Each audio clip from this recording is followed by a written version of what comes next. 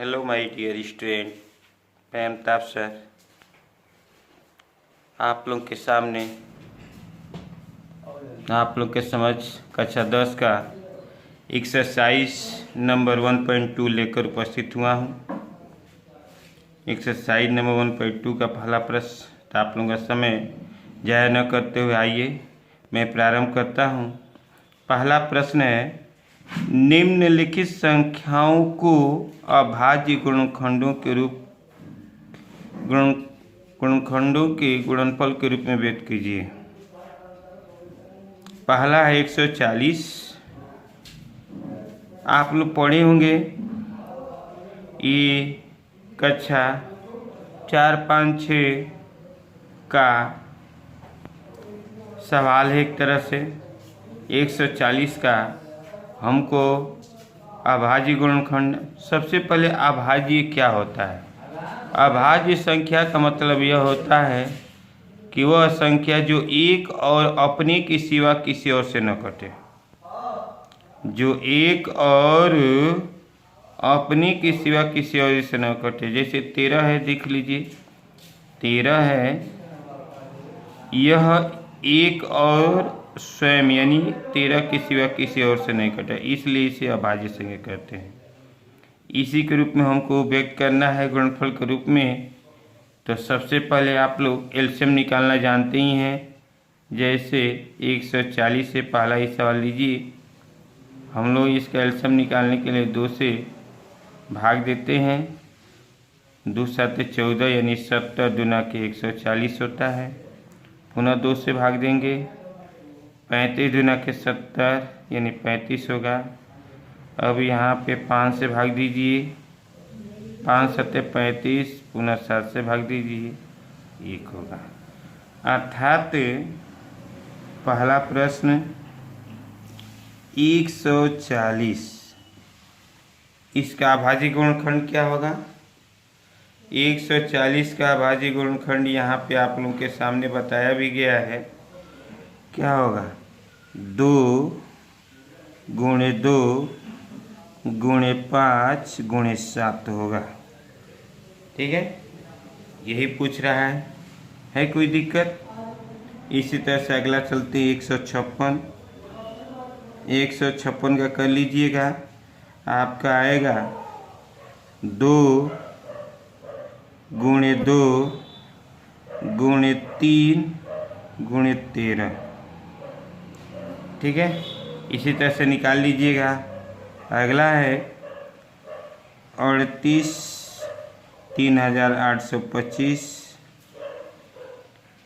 इसका यदि हम लोग निकालेंगे, चाहे तो आप लोग ऐसे निकाल लीजिएगा। आप लोग होगा 3 गुणे 3 गुणे 5 गुणे 5 गुणे 17। निकाल सकते हैं कि नहीं निकाल सकते हैं? इसी के रूप में आप लोगों को व्यक्त करना है। इसी तरह से 5,500 है। अगला है 7,429 का भी आप लोग निकाल लीजिएगा। कोई दिक्कत है? आई बात समझ में ना? चलिए अगला सवाल चलते हैं। दूसरा सवाल क्या कह रहा है? पूर्णांकों के निम्नलिखित युग्मों के एचसीएफ और एलसीएम ज्ञात कीजिए और इसकी जांच कीजिए क्या दो संख्याओं का गुणनफल एचसीएफ और एलसीएम है, एचसीएफ और एलसीएम के गुणनफल के बराबर होता है। तो सबसे पहले पहला सवाल देखिए, यहाँ पे पहला क्या है? 26 और 91 है।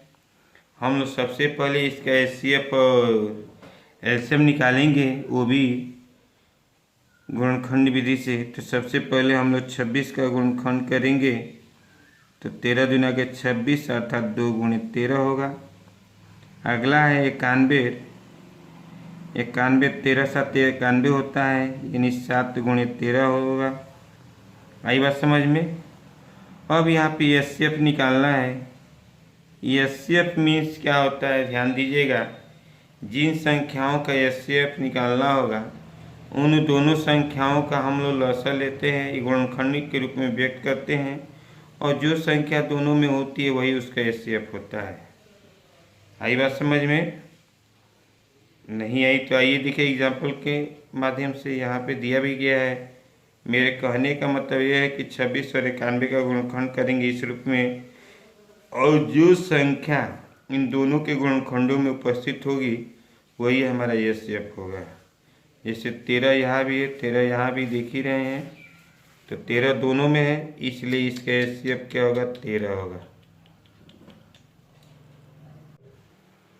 आइए दूसरा प्रश्न अब हम लोग चलते हैं। दूसरा प्रश्न क्या है? पूर्णांकों के निम्नलिखित युग्मों के एचसीएफ और एलसीएम ज्ञात कीजिए तथा इसकी जांच कीजिए कि दो संख्याओं का गुणनफल एचसीएफ गुणे एलसीएम है। यानी सबसे पहले हम लोग को ये ध्यान देना है कि जो जो संख्याएं दी गई है उसका एचसीएफ और एलसीएम निकालना है। जैसे पहला सवाल दिया गया है यहाँ पे 26 और क्या दिया गया? 91। इसका एचसीएफ और एलसीएम निकालना है। तो एचसीएफ एलसीएम निकालने के लिए सबसे पहले हम लोग इसका गुणनखंड करेंगे। जैसे 26 का गुणनखंड करेंगे तो 13 दूना के 26 होता है, या अर्थात 26 का गुणनखंड होगा 2 गुणे 13, 91 है। 91 का गुणनखंड क्या होगा? तो हम लोग जानते हैं 13 7 91 होता है, अर्थात 7 गुणे 13 होगा ना। अब ध्यान दीजिए एचसीएफ मीन्स होता है हाईएस्ट कॉमन फैक्टर। इसका मतलब यह होता है कि जब हम लोग जिन संख्याओं का एचसीएफ यानी मसा निकालना होता है उसका हम लोग गुणनखंड करते हैं, और गुणनखंड करने में हम लोग ये देखते हैं कि दोनों के गुणनखंडों में कौन संख्या मौजूद है। जैसे हमने 26 का गुणनखंड किया 2 गुणे 13 हुआ, 91 का गुणनखंड किया 7 गुणे 13 हुआ, तो इनका गुणनखंड तो हमने कर लिया। अब देखिए 13 दोनों में है, 13 दोनों में तो एचसीएफ क्या होगा? हमने बताया भी था पहले कि जो दोनों में होगा वही एचसीएफ यानी मसा होगा। दोनों में 13 है इसलिए इसका मसा आपका 13 हो गया। आई बात समझ में? एलसीएम चलते हैं, लोवेस्ट कॉमन मल्टीप्लाई, अर्थात लसा क्या होता है? ये जो गुणनखंड करते हैं सभी को लिखते हैं, सभी को यहाँ पे लिखेंगे, लेकिन जो दोनों में होगा उसको हम लोग केवल एक बार लिखते हैं और उसके बाद गुणा कर देंगे तो इसका लसा निकल जाएगा। तो मेरे कहने को तो ये सभी को लिखेंगे, जो दोनों में होगा उसको एक बार, तो इन सभी को मैं लिख रहा हूँ। देखिए 2 13 7 13 लिखेंगे, लेकिन 13 दोनों में है इसलिए इसे एक बार लिखेंगे, और तो हमारा क्या हो जाएगा? 2 गुणे 7 गुणे 13 होगा। अब इसका गुणनखंड करेंगे, 13 7 क्या होता है? 91, और 91 में 2 का गुणा करेंगे तो 2 1 में 2, 2 9 18, 182। यानी इसका एचसीएफ और एलसीएम दोनों हो गए। आई बात समझ में? अब ये इसमें एक पॉइंट सबसे पहले ये करता है एचसीएफ और एलसीएम निकालिए, हमने निकाल लिया। इसमें यह भी कह रहा है कि जांच कीजिए कि दो संख्याओं का गुणनफल एचसीएफ और एलसीएम के गुणनफल के बराबर होता है। तो आइए हम लोग इसको भी सिद्ध करेंगे कि ये दोनों संख्याओं का जो गुणनफल है एचसीएफ और एलसीएम के गुणनफल के बराबर होता है। कैसे? आइए मैं दिखा रहा हूँ। लीजिए दो संख्याओं का गुणनफल निकालते हैं। दो संख्याओं का गुणनफल क्या है बताइए। पहली संख्या कितना है? 26। दूसरी संख्या क्या है? 91। ठीक है, दोनों का यदि हम लोग गुणा करेंगे, गुणा कर लीजिएगा आप लोग, आएगा 66। कितना आएगा? 2366 आएगा। गुणा कर लीजिएगा। पुनः इसको हम लोग मान लीजिए क्वेश्चन नंबर 1 मान लेते हैं, और एचसीएफ गुणे एलसीएम। एचसीएफ कितना निकाला था हमने? 13। एलसीएम कितना निकाला था? 182। ठीक है, अब दोनों का गुणा कर लीजिएगा, इसका भी आएगा 2366। इसको हम लोग समीकरण यानी क्वेश्चन नंबर 2 मान लेते हैं। यहाँ पे समीकरण 1 और 2 से, समीकरण 1 और 2 से दोनों का राइट हैंड साइड बराबर है, अतः हम लोग बोल सकते हैं 2 संख्याओं का गुणनफल बराबर एचसीएफ गुणे क्या होगा, एलसीएम होगा। आई बात समझ, यही सिद्ध करने के लिए कर रहा था ना। आइए चलिए दूसरा हम लोग चलते हैं। दूसरा किसका किसका कह रहा है, 510। दूसरा क्या है, 510 और 510 है और 92 है, 92 है, यही है ना। चलिए सबसे पहले हम लोग एचसीएफ का एलसीएम निकालेंगे। उसी तरह से एचसीएफ क्या है, 500, एचसीएफ निकालने के लिए 510 का गुणनखंड करेंगे, तो आप एलसीएम निकाल लीजिएगा। उसी तरह से लसा लेकर के आप लोग भाजी गुणनखंड जो भी होगा इसका निकाल लीजिएगा। आएगा 2 गुणे 3 गुणे 5 गुणे 17। अगर समझ में नहीं आ रहा तो लीजिए, देखिए दिखा भी दे रहा हूँ। 510 किससे भाग देंगे, 2 से, यहाँ पे 2 है तो 2 दूना के 4 होगा, 1 बचेगा ना। 5 दूना के 10 तो 10 होगा, 5 दूना के 10। आई बात समझ में। अब किससे चलेंगे, 3 से। 3 से भाग दीजिए, 3 से भाग दें तो क्या होगा, 3 8 24, 1 3 5 15 होगा। 5 से क्या होता है, 17 5 85 होता है, 17 आ गया ना। देखिए 2 गुणे 3 गुणे 5 गुणे 17 आ गया। इसी तरह से 92 का करेंगे, 92 का कर लीजिए। 92 का करेंगे कितना होगा, आप लोग एलसीएम निकाल लीजिए इसी तरह से, और ना हो तो हम डायरेक्ट लिख दे रहे, आप लोग निकाल लीजिएगा। तो 2 गुणे 2 गुणे 23 होगा, ठीक है। आई बात समझ में। अब एचसीएफ हो गया।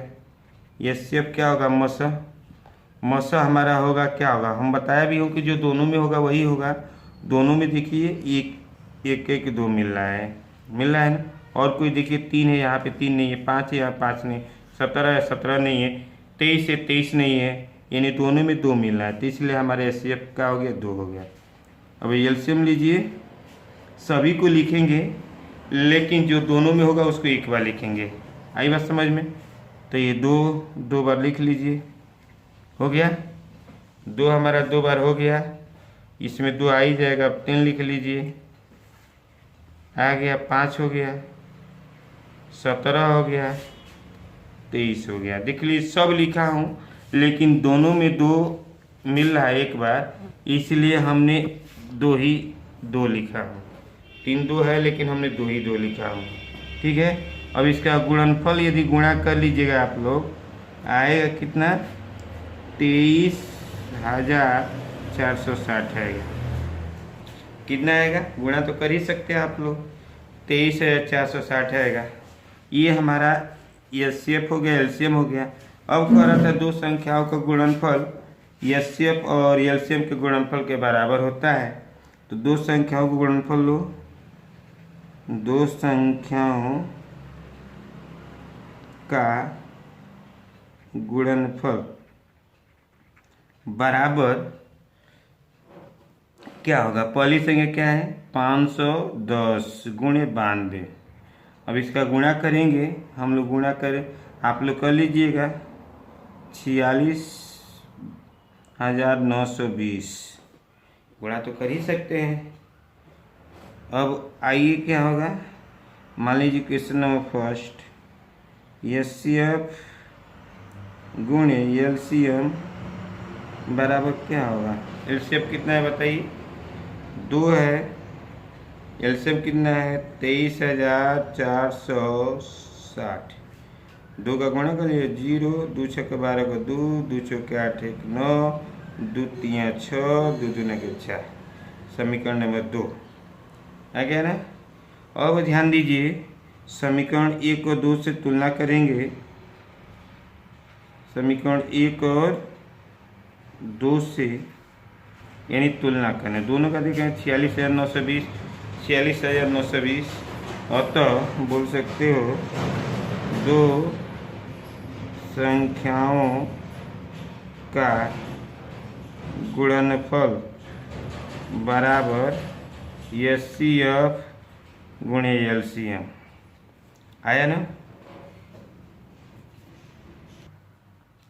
ये पहला हमने बताया, दूसरा बताया, तीसरा ये क्वेश्चन आप लोग स्वयं इसी प्रकार कर लीजिएगा।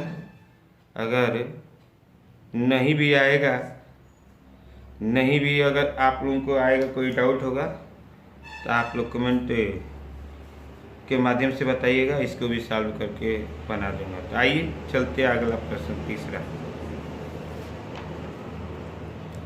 तीसरा प्रश्न चलते हैं। तीसरा प्रश्न आप लोग के सामने है।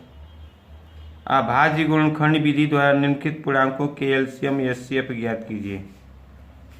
यानी अभाज्य गुणनखंड हम लोग को अभी पहले प्रश्न में पढ़ा है, यानी 12 और 15 और 21 का HCF LCM निकालना है। तो आइए 12 का अभाज्य गुणनखंड कीजिए। पहला सॉल्व कर रहा हूँ। चलिए 12 का गुणनखंड करेंगे, क्या होगा? 2 गुणे 2 गुणे 3, 2 दूना के 4, 4 क्या होता है 12। 15 का करेंगे, 3 5 15, 3 गुणे 5। 21 का करेंगे, 3 7 3 गुणे 7, है ना। चलिए HCF हमने बताया था पिछले सवाल में कि जो भी गुणनखंड आएंगे जिसमें जब कॉमन होंगे, जो संख्या सभी में होगा उसी को हम लोग लेंगे। कौन सी संख्या सभी में? देखिए तो 3 यहाँ भी है, इसमें भी है, इसमें भी है, तीनों में 3 आ रहा है, और तो HCF क्या हो गया? 3 हो गए। आई बात समझ में? LCM लीजिए। LCM क्या होगा? अब सभी को लिखेंगे, जो तीनों में होगा उसको एक बार लिखेंगे, हमने बताया था ना। तो यहाँ पे लिखिए 2 गुणे 2 हो गया गुणे 3। अब 3 यहाँ पे लिखा गया, इसे 3 मान ली कि तीनों में है तो एक ही बार लिखा जाएगा। 3 हो गया, अब क्या लिखा जाएगा? 5। ये भी 3 नहीं लेंगे क्योंकि इसमें उपस्थित है, क्या हो गया? 7। तब गुणा कीजिए। 2 दूना के 4, 4 दूना के 8, 8 पचे 40, और 40 7 क्या होता है? 280, नहीं 280। ये रहा आंसर इसका, HCF और इसका LCM है, ये रहा। अब आइए अगला हम लोग चलते हैं, इसी का दूसरा लीजिए। 17 है, 17 का हम लोग अभाज्य गुणनखंड करेंगे तो 1 गुणे 17 होगा। 23 है, 23 का करेंगे, क्या होगा? 1 गुणे 23 होगा, ठीक है। 29 का करेंगे तो क्या होगा? 1 गुणे क्या होगा आपका? 29 होगा ना। अब हमको मौसा निकालना है। मौसा निकालने के लिए हमको क्या करना है, ध्यान दें आप लोग। हम बताए थे कि जो सभी में होगा उसी को लेंगे। सभी में क्या है? 1 1 है, तो HCF हमारा 1 हो गया। LCM लीजिए, सभी को लिखेंगे, जो सभी में होगा बस उसको एक बार लिखेंगे, ये है ना। तो लिखिए क्या होगा? 1 गुणे 17 गुणे 23 गुणे 29 हो जाएगा, होगा। अब 1 गुणे 17 गुणे 23 गुणे 29 का गुणा कर लीजिएगा आप लोग, आएगा 11,339। करके देख लीजिएगा, यही आएगा। अगर और भी देखना चाहते हो चलिए देखिए अगला भी, तीसरा भी देखिए। 8 है, 8 का अभाज्य गुणनखंड कीजिए। 2 गुणे 2 गुणे 2, 2 दूना के 4, 4 दूना के क्या होता है? 8 होता है, ठीक। 9 है, 3 गुणे 3, तितली के 9 होता है। 25 है, क्या होगा? 5 गुणे 5 यानी 25, ठीक है। अब यहाँ पे HCF लेते हैं। क्या इसमें देखिए यहाँ पे 2 है, यहाँ पे 3 है, 5 5 है, कोई कॉमन नहीं मिल रहा है। तो जहाँ से कुछ भी कॉमन नहीं है तो वहाँ से क्या होता है? 1 होता है। तो इसका HCF क्या हो जाएगा? 1 हो जाएगा। आई बात समझ में? HCF क्या होगा? 1 हो जाएगा। अब LCM लीजिए, सबको हमने बताया था लिखेंगे, तो इसमें तो कोई कॉमन नहीं, तो इसका मतलब सब लिखेंगे। सब लिखेंगे क्या पे? 2 गुणे 2 गुणे 2 3 × 3 × 5 होगा। आप गुणा कर लीजिए। 2 दूना के 4, 4 दूना के 8, 8 3 की 24, 24 तिया 72, 72 तिया 72 5 होता है 3, 72 5 होता है 5 दूना के 10, 35, 360। और ये कितना हो जाएगा 360, यानी 360 में 5 का गुणा कर लीजिए 1800। 360 में 5 का गुणा करेंगे 1800। आई बात समझ में? ये रहा आज। तो आज के लिए इतना ही। आप लोग कमेंट के माध्यम से हमें बताइएगा कि हमारा प्रयास आप लोगों को समझाने का कैसा रहा। तो आज के लिए इतना ही। धन्यवाद। Number 1.